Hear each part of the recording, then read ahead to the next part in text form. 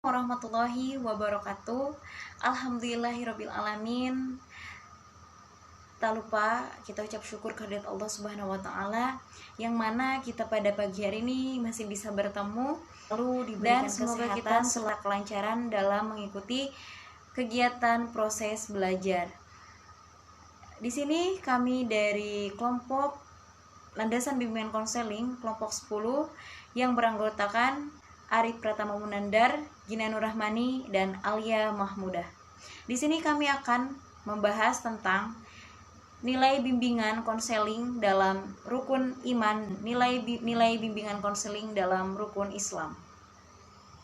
Bismillahirrahmanirrahim. Di sini saya akan menerangkan tentang rukun iman yang ke-1, yaitu rukun iman kepada Allah Subhanahu wa taala.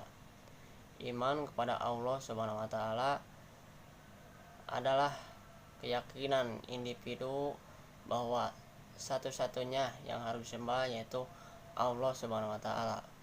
Seorang ahli telah menunjukkan bahwa salah satu kebutuhan utama manusia yaitu kebutuhan akan rasa aman dan terlindungi.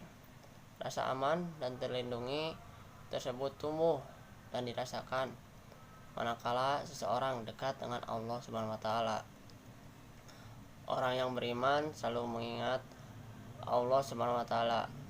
Perasaan tenang muncul karena merasa terlindungi oleh Zat yang Maha Perkasa lagi bijaksana. Sebaliknya, orang yang tidak beriman akan merasa resah dan gelisah manakala tidak menjalankan apa yang diperintah oleh Allah Subhanahu wa taala. Ahli lainnya menunjukkan bahwa iman kepada Allah Subhanahu wa taala memiliki hubungan yang kuat dengan kesembuhan suatu penyakit. Ketahanan yang lemah dihadapi dengan keimanan kepada Allah Subhanahu wa taala mampu menambahkan ketahanan diri dari menghadapi penyakit ganas seperti kanker, rematik, dan lain-lain. Dari pemaparan di atas, tampaklah bahwa nilai bimbingan yang terdapat dalam keyakinan terhadap Allah Subhanahu wa taala adalah mendapatkan rasa aman, mendorong individu untuk melakukan hal yang baik dalam kehidupan, mencegah individu dari perilaku maksiat, dan dapat mencegah individu dari perasaan depresi dalam menghadapi musibah yang terjadi. Rukun iman yang kedua yaitu rukun iman kepada malaikat Allah Subhanahu wa taala.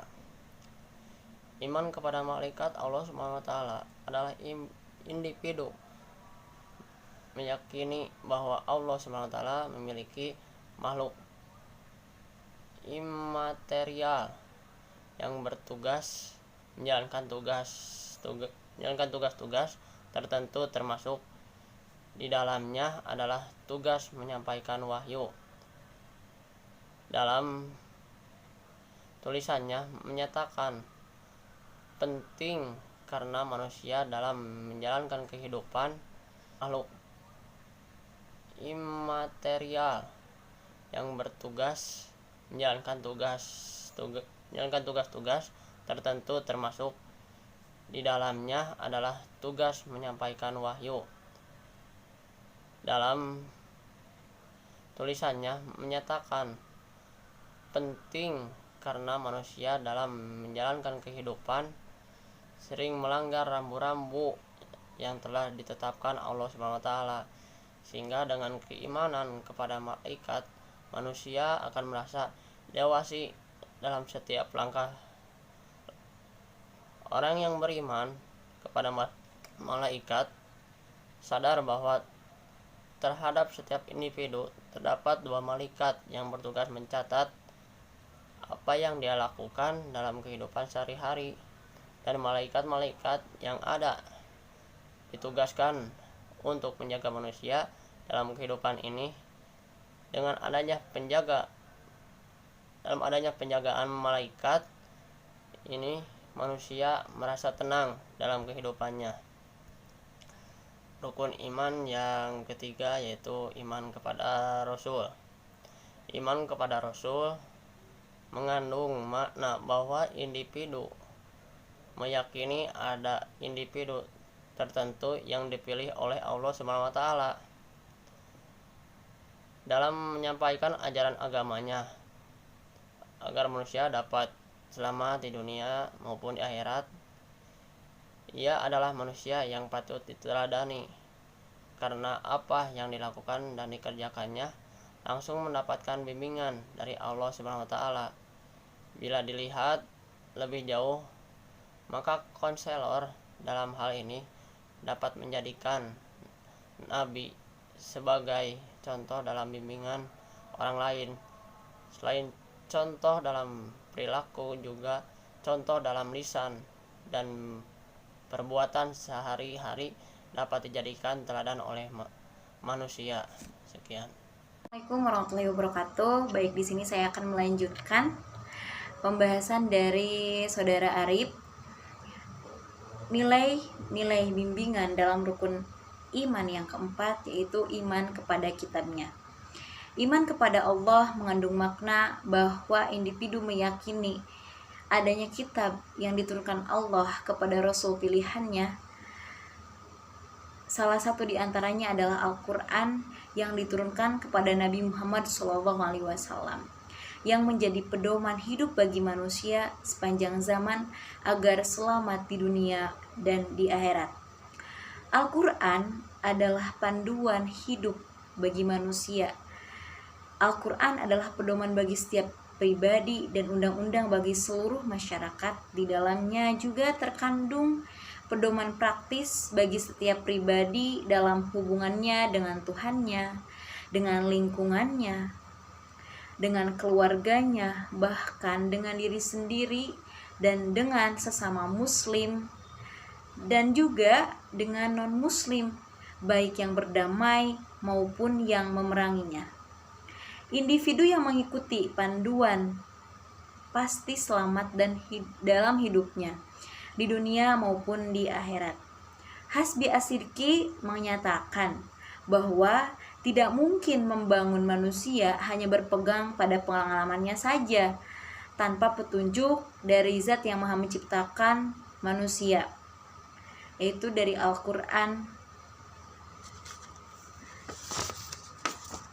Dan Al-Qarni pun menyatakan atau menelusuri beberapa hadis Nabi yang akhirnya menyimpulkan bahwa orang yang berpaling dari Al-Quran, hatinya akan menjadi gersang, kehilangan cahaya, kehilangan sinar, dan kehilangan keinginan untuk kembali kepada Allah Subhanahu wa taala.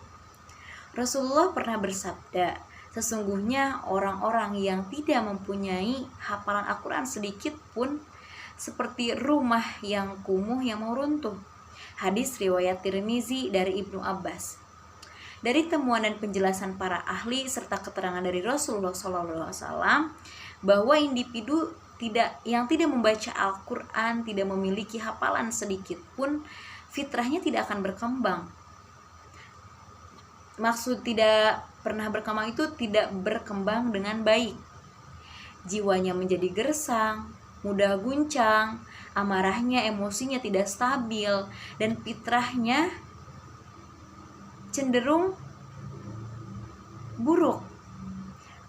Akan tetapi jika seseorang membaca Al-Quran, mengamalkan Al-Quran, insya Allah fitrahnya itu berkembang dengan baik dan jiwanya pun akan menjadi tenang dan tentram.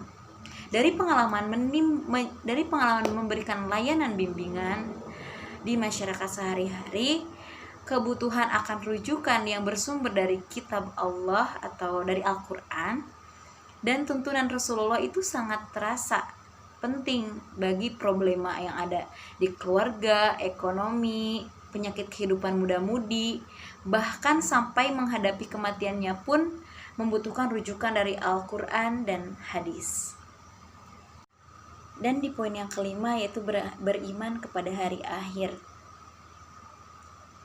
Sebagai manusia kita tidak asing beriman kepada hari akhir atau hari kiamat. Beriman pada hari akhir atau kiamat juga bisa menjadi terapi diri yang mampu membantu pengembalian luka hati, lantaran segala yang bisa membuat kecewa di dunia akan ada pengadilan dari Yang Maha Adil di akhirat. Seseorang bisa mendapatkan perilaku tidak mengenakan dari pihak lain, seperti dihina, dicaci maki, disakiti, dirampas hak miliknya, bahkan mungkin dibunuh secara keji.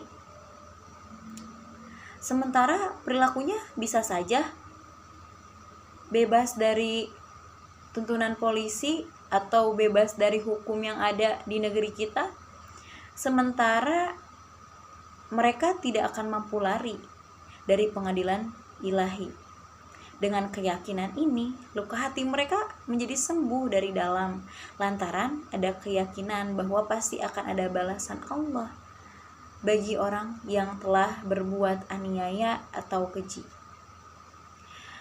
M. Quraish Shihab menyatakan, menilai orang yang tidak percaya akan hari akhir sebagai keberagamaannya dinilainya sangat lemah dan nihil.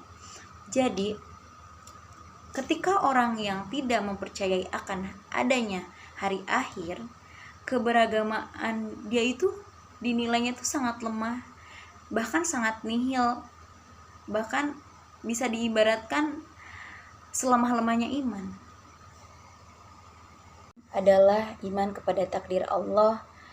Iman kepada takdir Allah mengandung makna bahwa ada ketentuan Allah yang pasti berlaku untuk setiap individu. Apa yang diupayakan individu bisa terwujud hanya dengan izin Allah. Musibah yang menimpa setiap individu juga tidak mungkin tanpa seizin Allah Subhanahu wa Ta'ala. Individu yang telah mengimani takdir dengan sepenuh hati, dengan ridho, menerima ketentuan Allah yang berlaku atas dirinya sambil terus-menerus berikhtiar. M. Quraish Shihab menyatakan, setelah menelusuri sejumlah ayat yang berhubungan dengan takdir akhir, menyimpulkan bahwa semua makhluk telah ditetapkan takdirnya oleh Allah Subhanahu wa Ta'ala. Mereka tidak bisa melampaui batas ketetapan itu, dan Allah yang menuntun dan menunjukkan mereka ke arah yang seharusnya mereka tuju. Tidak ada sesuatu yang terjadi di alam raya ini, baik itu yang positif maupun berdampak negatif, yang terjadi tanpa takdir Allah. Jadi semua yang terjadi pada kita, maupun secara positif ataupun negatif, itu sudah ditentukan oleh Allah Subhanahu wa Ta'ala. Dan semua peristiwa terjadi berada dalam pengetahuan dan ketentuan Allah. Jadi semata-mata kejadian yang sudah menimpa kita itu, semuanya itu udah diatur oleh Allah Subhanahu wa Ta'ala, dan kita harus selalu mensyukurinya dan harus selalu ingat bahwa kita itu harus mengimani apa yang sudah ditakdirkan oleh Allah Subhanahu wa Ta'ala. Dan semua peristiwa, hukum-hukum atau sunatullah yang telah ditetapkan, kewajiban manusia adalah berupa mengejar yang positif dan menghindar dari yang negatif. Dari simpulan di atas bisa dipahami bahwa ada hikmah di balik keyakinan terhadap beriman kepada takdir Allah, yaitu hikmahnya ialah individu akan sadar. Jadi setiap individu itu akan sadar ada batasan-batasan maksimal yang tidak mungkin dicapainya. Dalam hal itu sepenuhnya adalah hak Allah. Kewajiban manusia adalah berikhtiar sesuai kemampuan. Jadi ketika keinginan kita tidak sampai, tidak tercapai, bukan berarti Allah tidak sayang kepada kita. Namun itu udah ketentuan dan takdir Allah bahwa ada rencana yang lebih baik daripada rencana yang kamu ambil dari awal tadi. Dan hikmah yang kedua yaitu individu tidak mudah stres jika gagal dan tidak pula menyombongkan diri ketika sukses. Sebab sukses maupun gagal pada dasarnya sama-sama ketentuan Allah Subhanahu wa taala. Tapi ketika kita ingin mengejar sesuatu dan ketika kita ingin mengubah, ketika kita gagal, kita berusaha, pasti Allah menunjukkan jalan yang terbaik. Nilai-nilai bimbingan dan konseling Islam yang terkandung dalam rukun Islam. Yang pertama, nilai akidah meliputi visi dan misi bimbingan dan konseling Islam dalam rukun Islam, khususnya dalam syahadat dan ibadah haji, serta optimisme dan ketenangan batin. Yang kedua, nilai syariat meliputi perbuatan lahiriah atau kegiatan dalam bimbingan dan konseling Islam seperti amal i'tiqodiyah yaitu syahadatain, amal badaniyah yaitu salat dan puasa, amal maliyah yaitu zakat, dan amal badaniyah dan maliyah yaitu haji. Yang ketiga, nilai sosial atau muamalah meliputi rasa empati, kepedulian sosial, tolong-menolong dalam kebaikan, persatuan dan kesatuan, persamaan dan persaudaraan, serta kebersamaan atau jamaah. Yang keempat, nilai akhlak meliputi output bimbingan dan konseling Islam, yakni akhlakul karimah dengan terbentuknya insan mutakin. Mungkin sekian yang dapat kami sampaikan, kurang lebihnya mohon maaf. Wabillahi taufiq wal hidayah. Wassalamualaikum warahmatullahi wabarakatuh.